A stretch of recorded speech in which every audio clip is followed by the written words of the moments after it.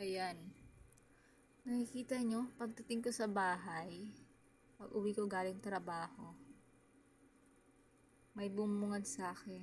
Ayan. May nag-deliver ng flowers. Ayan siya. At sino nagbigay?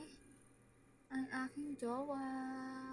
For the first time, sinurprise niya ako na LDR kami. Ayan ang gift niya. Ng Valentine's Day. Ayan siya. Great memories talaga siya. Kasi ayan, first time in my life. Ano kaya ang nakain niya? Charot. Alam kong love na love niyo ako. By the way, thank you so much, my love, for this. So much appreciated. So much I'm appreciated. Yan siya. Ganda-gandahan kasi may bulaklak na natanggap sa Valentine's Day.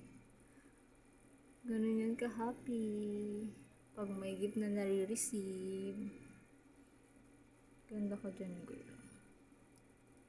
Tuloy mo lang yun. At ayan na nga, pinakita ko sa kanya. Tumawag siya ng tanghaling tapat niyan. Ganun. Kasi nung gabing Valentine's Day ay di kami masyadong nakapag-bill. Kasi busy siya sa ibabi. Napag-inuman niya sa uncle niya. Kaya bumawi siya ng umaga habang sa work siya. Ganun. Ganun siya. Para manuyo ba. Kasi mas inuna niya yung inumi. Pag-inom na naman. Kaya pinakita ko sa kanya yung flowers na binigay niya. Yan, para makita niya na talaga na ganun yung itsura. Kasi nga, nag-order lang siya. Dito sa Maynila, nasa probinsya siya eh. Ako din dito sa Maynila. Pero wala akong kalam-alam ha, na may surprise pala siya pag uwi ko ng bahay. Nagulat na lang ako. Pero I'm so very happy. Very, very happy talaga. Kasi for the first time, bigay siya ng flowers ko kailan LDR kami. Pero okay na din. Nag-i-effort siya. Very much. Appreciated ko naman siya. I'm happy nun. Ang ganda-ganda ko. Yung time na yun. Kasi may pa-flowers siya. Ang ganda ng flowers. Pink na pink talaga siya. Girling girl. Ayan. Nag-uusap na sila. Nag-uusap na sila Inday. Ayan siya. Fresh na fresh si girl. Nagpa-flowers ba naman, di ba? Kaya yan siya. Feeling maganda. Feeling maganda yan siya for today's video.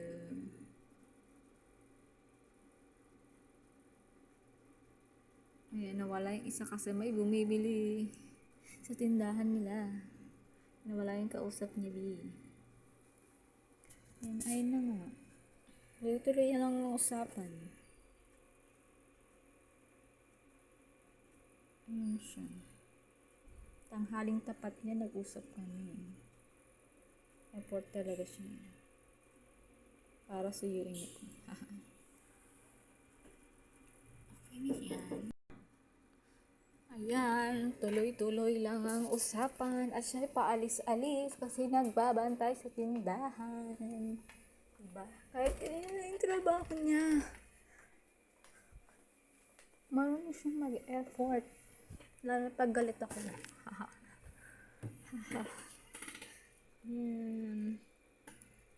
Nawala na naman sa saglit.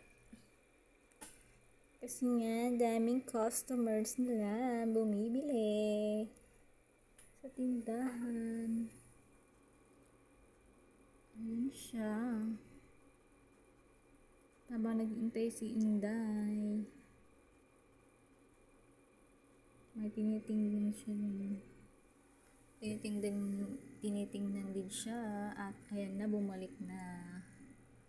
Ayan na nga, pinapakita ko na ang laman ng lagayan ng flowers, kung anong mga laman. Kasi may letter pala siyang inano dyan, inalagay, pero short message lang siya. Pero okay na din, nakakilig. Haha. Yan siya, pinakita ko sa kanya yung mga nakasulat para alam niya, para di naman sayang pagbayad niya.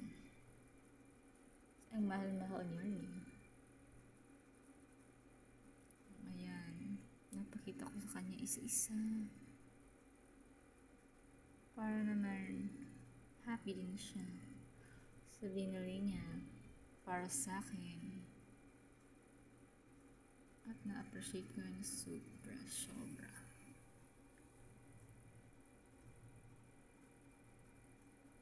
Ayun na nga, umalis na naman. Kasi nga namin customer.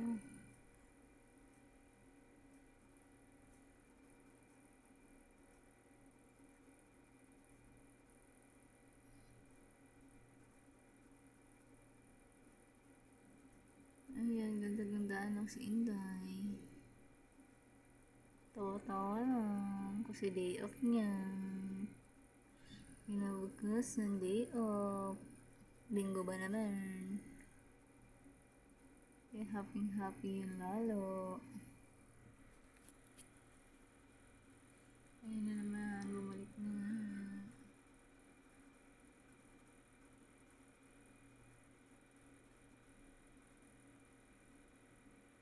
By the way, thank you so much, my love. So sweet.